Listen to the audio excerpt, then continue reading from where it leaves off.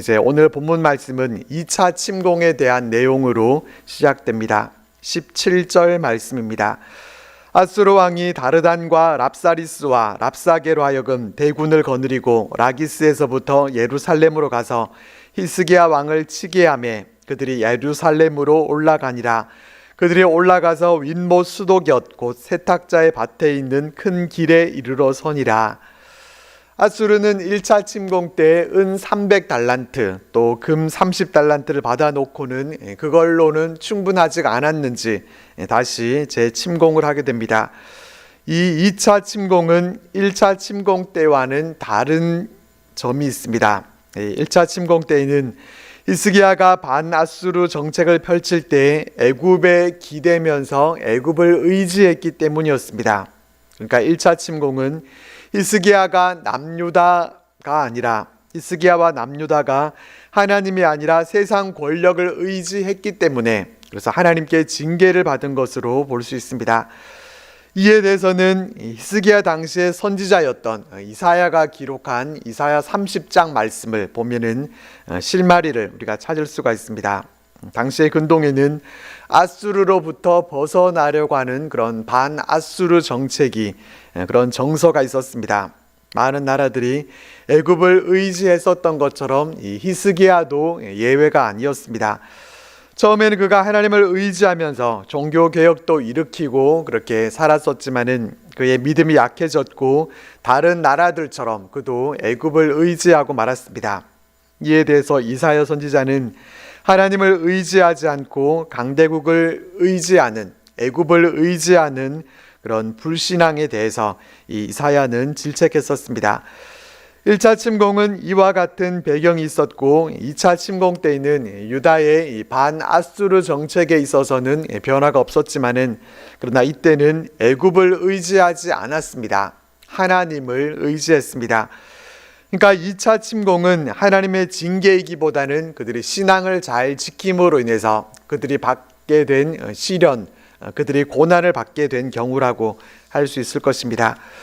이 아수르의 2차 침공 때는 1차 침공 때와 어떤 차이점이 또 있는가 하면은 2차 침공 때에는 아수르 왕이 직접 출군하지 않고 다르단과 랍사리스와 랍사게에게 대군을 거느리고 유다를 침공하게 했습니다. 이들의 이름은 사람의 이름이 아니라 관직 이름입니다. 이 다르단은 아수르의 국무총리를 말하고 랍사리스는 내시장 그리고 또 랍사게는 술관원장입니다. 그러나 술관원장이라고 해서 그저 술을 따르는 그런 사람이 아니라 정치적 실권자라고 할 수 있습니다. 이 아수르 왕이 이렇게 주요 직책을 맡은 자들에게 대군을 주고 남유다를 다시 치게 한 것은 이 유다를 북이스라엘처럼 이제 완전히 멸망시키기 위해서 보낸 것으로 봅니다. 그래서 아수르의 군대는 1차 침공 때와는 달리 수도 예루살렘으로 바로 침공해 왔습니다. 1차 때는 유다의 모든 견고한 성읍들을 쳐서 점령을 했고 예루살렘은 건드리지 않았었지만은 2차 때는 이들이 라기스에서부터 예루살렘으로 올라왔습니다. 17절 하반절 말씀 보면은 이 아수르 군대가 예루살렘으로 올라와서 어디에 이르러 섰는가 하면은 윗못 수도 곁 곧 세탁자의 밭에 있는 큰 길에 이르러 섰다 이렇게 말씀해 줍니다.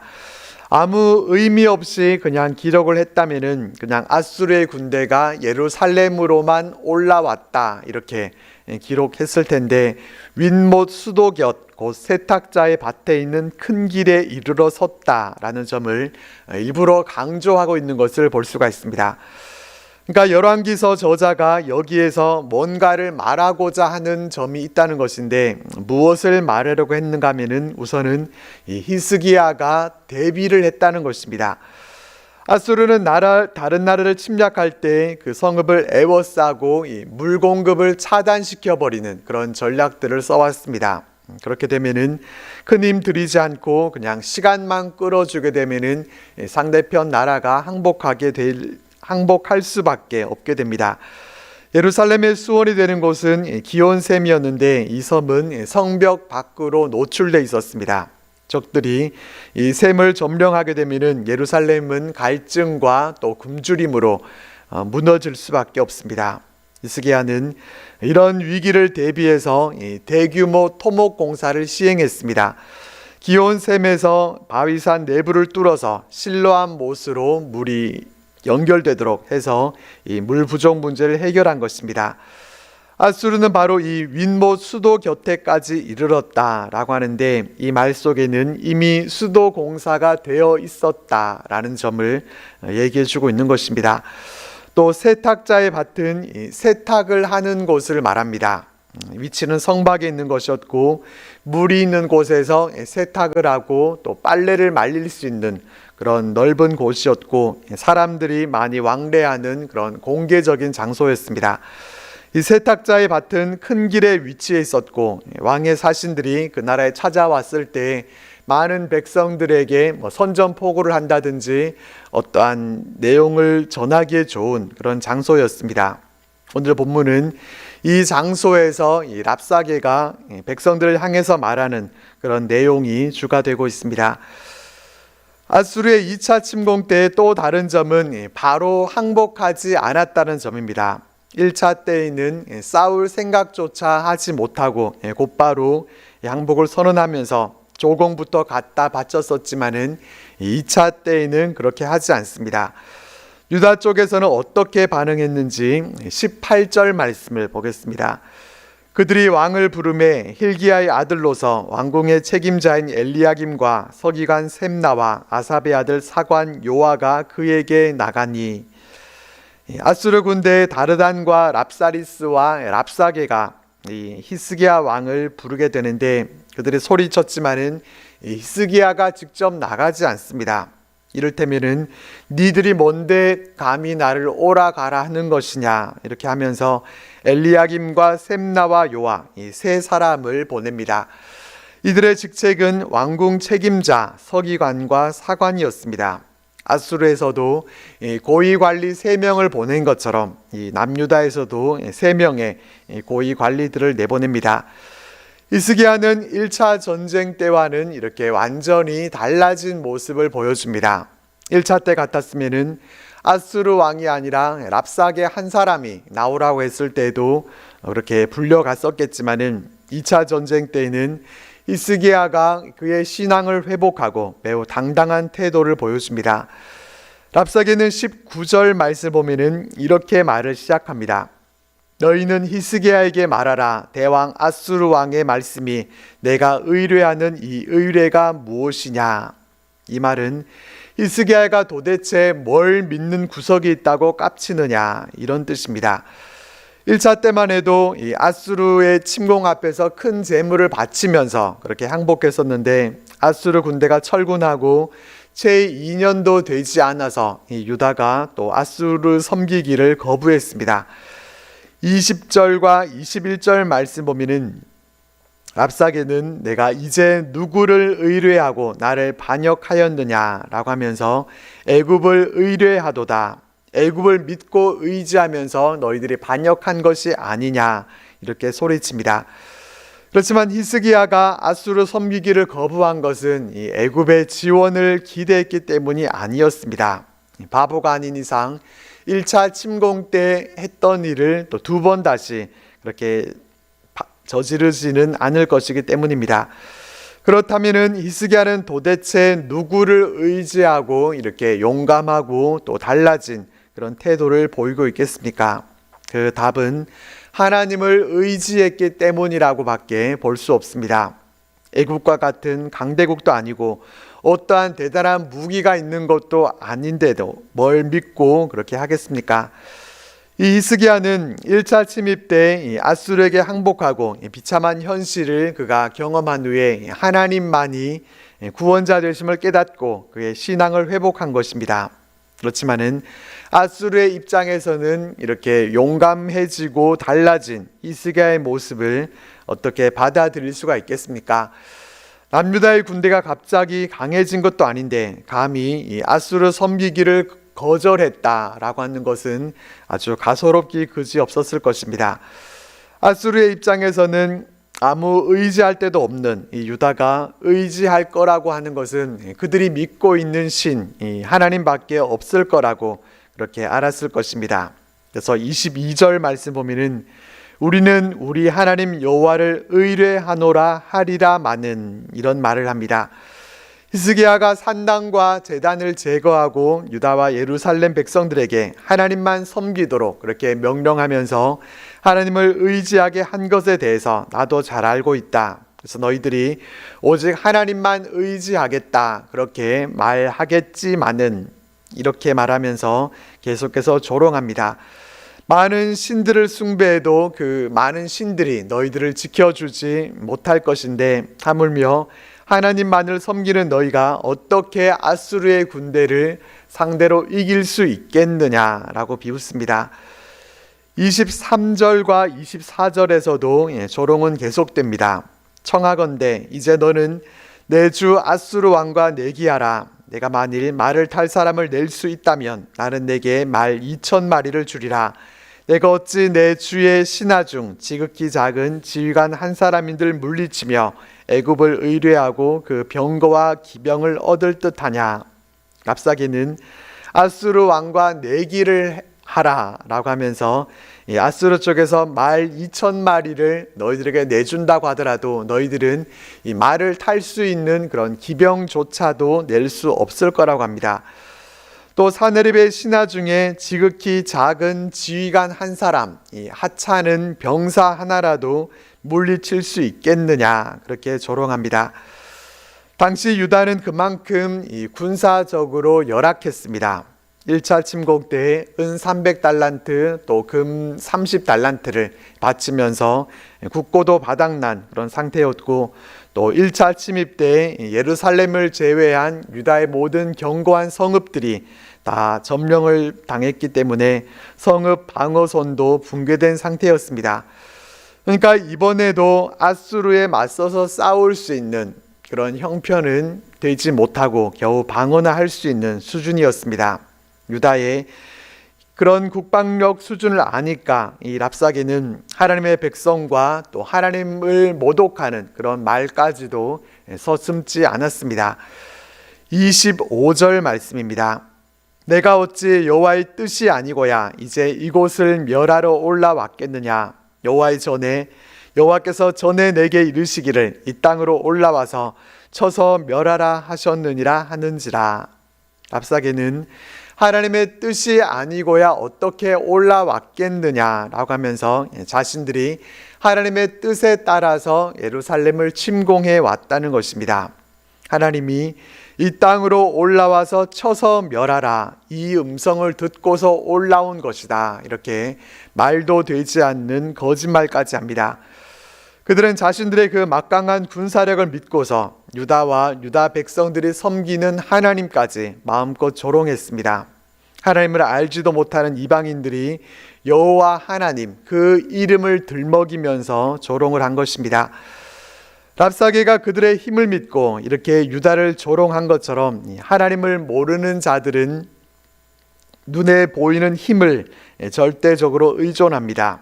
힘이 세고 또 숫자가 많으면은 무조건 이길 수 있는 것처럼 그렇게 생각합니다. 하지만 과연 그렇습니까? 힘이 세고 숫자가 많으면은 이길 수 있는 확률이 높아지는 것은 사실입니다. 하지만 이것은 하나님이 계시지 않을 때 얘기고 하나님이 계시다면은 얘기는 완전히 달랐습니다.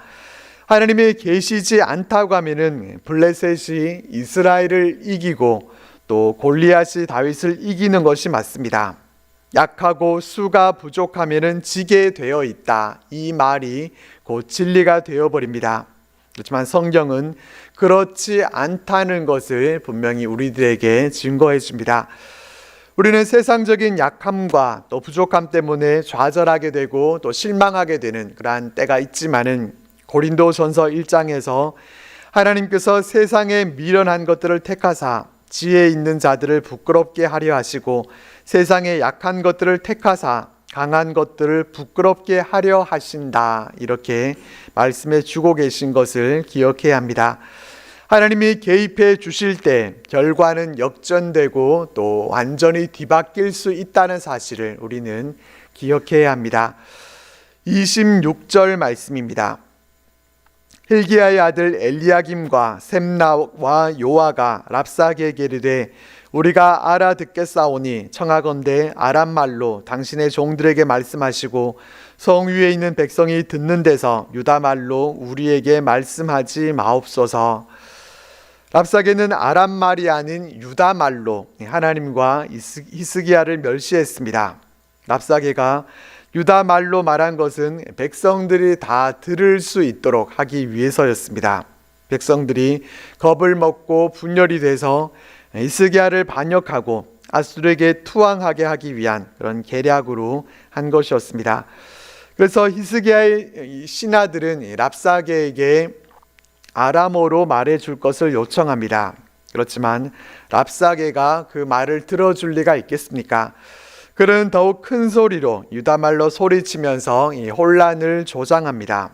또 랍사게는 29절 말씀에서 히스기야에게 속지 말라 이렇게 말하고 있고, 또 30절 말씀에서도 히스기야가 너희에게 여호와를 의뢰하라 함을 듣지 말라, 또 31절 말씀에서도 너희는 히스기야의 말을 듣지 말라 이렇게 말합니다.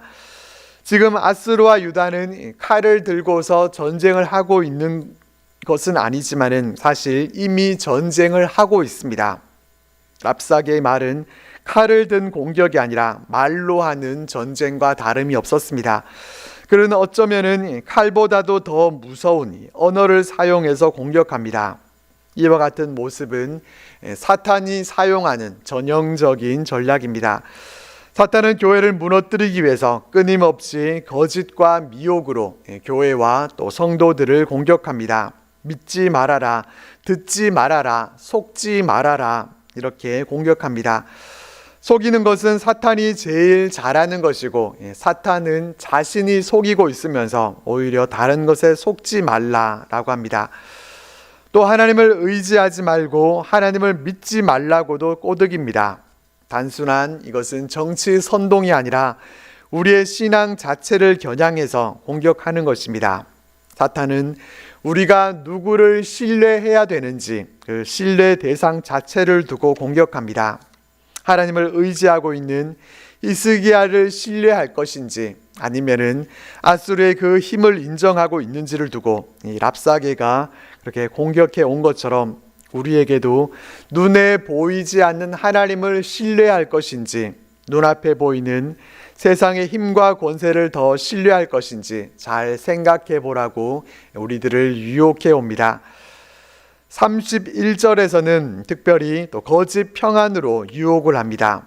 너희는 내게 항복하고 내게로 나오라. 그리하고 너희는 각각 그의 포도와 무화과를 먹고 또한 각각 자기의 우물의 물을 마시라 라고 합니다. 백성들이 넘어가기에 좋은 그런 달콤한 제안을 한 것입니다.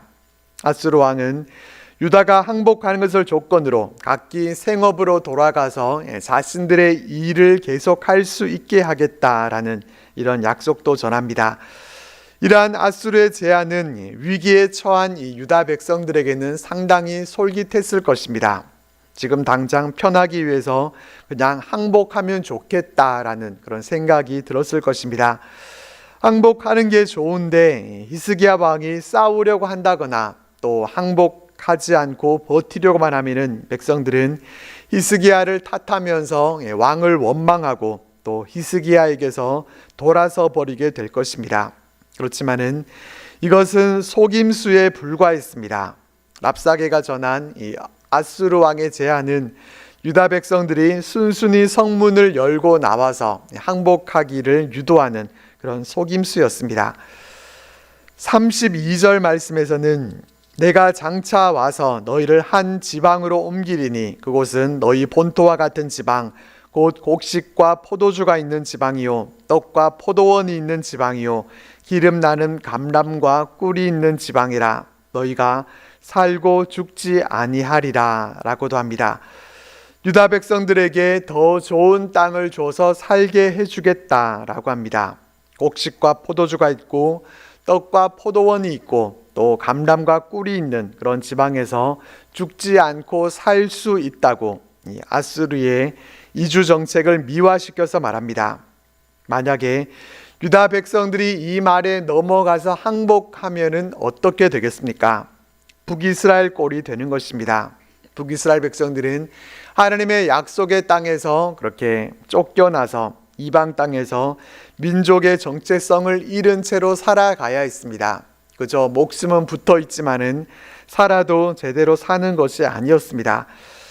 이 랍사게의 말은 듣기에는 그럴듯한 말이었지만은 사실은 이 하나님의 선민들을 완전히 없애버리려고 하는 그런 무서운 계략이 숨어 있었습니다.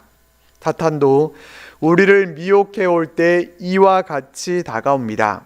고린도 후서 말씀과 같이 사탄은 자신을 광명의 천사처럼 꾸미고 그렇게 우리들에게 접근해 옵니다. 사탄이 만약에 머리에 뿔을 달고 누가 봐도 무시무시하게 생긴 그런 모습으로 다가온다고 하면은 누가 이 사탄의 유혹에 넘어가겠습니까? 사탄은 우리가 가장 좋아하는 것, 누가 봐도 달콤하고 또 아름다운 모습으로 꾸미고 찾아옵니다. 그러니까 다 넘어가는 것입니다. 양의 탈을 쓰고 있지만은 이리의 이빨을 그 안에 숨기고 있습니다. 이것을 알지 못하고 의심 없이 다가갔다가는 다 넘어지게 됩니다. 우리는 이러한 사탄의 유혹에 넘어가지 말기를 바랍니다. 33절 말씀입니다. 민족의 신들 중에 어느 한 신이 그의 땅을 아수르 왕의 손에서 건진 자가 있느냐? 이것은 유다가 항복하지 않으면 멸망할 수밖에 없다라고 하는 그런 협박과 같은 말입니다. 이 말은 유다의 항복을 받아내기 위해서 한 말이었지만은 사실상 이것은 틀린 말은 아니었습니다. 당시 아수르는 근동 지역에서 적수가 없는 초강대국이었습니다. 아수르가 정복한 지역마다 그들이 섬기는 신들이 있었지만은 그 나라들이 섬기는 신들이 모두 다 이 아수르로부터 그 나라들을 다 구원하지 못했습니다. 그와 같이 유다를 지키는 여호와 하나님도 예루살렘을 내 손에서 건져낼 수 있겠느냐? 이와 같이 아수르는 교만하게 큰 소리칩니다. 이렇게 랍사게가 유다를 향해서 소리쳤을 때 백성들은 그 반응이 어떠했습니까? 잠잠하고 한마디도 그에게 대답하지 않았다라고 말씀해 줍니다. 우리는 공격을 받고 또 억울한 마음이 들면은 곧바로 반박하고 싶어 합니다. 유다 백성들은 자신들을 모욕하는 말과 또 하나님을 업신여기고 또 그들을 회유하려고 하는 그런 온갖 말들을 들었습니다. 그럼에도 그들은 아무 말도 하지 않았습니다. 아무 말도 그들이 하지 않은 것은 히스기야 왕이 아무 대답도 하지 말라 이렇게 백성들에게 이미 명령을 내렸기 때문이었습니다. 이 침묵은 어떤 침묵입니까? 이 침묵은 힘이 없기 때문에 그냥 무기력하게 아무 대꾸도 할 수 없어서 입을 닫고 있는 그런 침묵이 아니었습니다. 왕의 명령에 의한 것이었고 이 명령의 배후에는 히스기야의 신앙이 있었습니다. 사람의 말로 싸우지 않고 하나님께 맡기겠다는 것입니다. 믿음은 우리가 하고 싶은 말을 참는 데서 드러나기도 합니다. 말에 대해서 말로 받아치려면은 얼마든지 할 수 있지만은 침묵하는 것은 하나님께서 다 알고 계시고 모든 것을 하나님께 맡기기 때문입니다. 우리는 가만히 있으면은 지는 거라고 또 해명하지 않으면은 오해를 받으니까 말하라고 하지만은 성경은 사람이 여호와의 구원을 바라고 잠잠히 기다림이 좋도다라고 말씀합니다. 언제 어떤 말을 해야 하는지를 아는 것도 지혜이지만은 또한 어떤 순간에 말을 하지 않고 참아야 하는지 그것을 아는 것 또한 지혜입니다. 유다 백성들은 침묵했지만은 이 침묵 속에는 이 문제는 내가 해결할 수 없다. 이 싸움은 하나님의 몫이다. 말씀하실 분은 하나님이시다. 이와 같은 고백이 담겨 있는 것이었습니다. 엘리야김과 셈나와 요한은 침묵 후에 무엇을 합니까? 그들은 군사회의를 하거나 또 백성들을 소집하고 선동하지 않습니다. 그들은 옷을 찢고 히스기야 왕에게로 가서 랍사게의 말을 전합니다. 믿음의 사람들은 어떻게 해야 합니까? 그 문제를 우리가 붙들고 씨름하는 것이 아니라 그 문제를 하나님 앞으로 옮겨 놓아야 합니다. 사람에게 말을 하지 말고 우리의 문제를 하나님께로 가져가야 합니다. 본문을 통해서 우리가 깨닫게 되는 것은 사람에게 다 설명할 필요도 없고 모든 비난에 대해서 일일이 말로 반응하지 말라는 것입니다. 그러나 하나님께는 숨기지 말아야 합니다. 하나님께 모든 문제를 가져가게 되면은 결국 하나님이 대신 변호해 주시고 하나님이 일하셔서 책임져 주십니다. 하나님이 일하시는 자리는 침묵 이후입니다. 하나님은 우리가 말을 많이 할 때보다 우리가 하나님 앞에 잠잠할 때 더 크게 일하십니다. 침묵은 패배가 아니라 하나님의 일하심을 기다리는 믿음의 모습입니다. 오늘 우리 삶 가운데도 랍사게의 말과 같이 우리에게 두려움을 주고 또 우리의 믿음을 흔드는 그런 말들이 있다 하더라도 우리는 사람을 향해 말하지 말고 하나님께로 그것을 가져가실 수 있기를 바랍니다. 잠잠히 하나님만 바라면은 하나님께서 말씀하시고 또 하나님께서 역사해 주실 줄 믿습니다.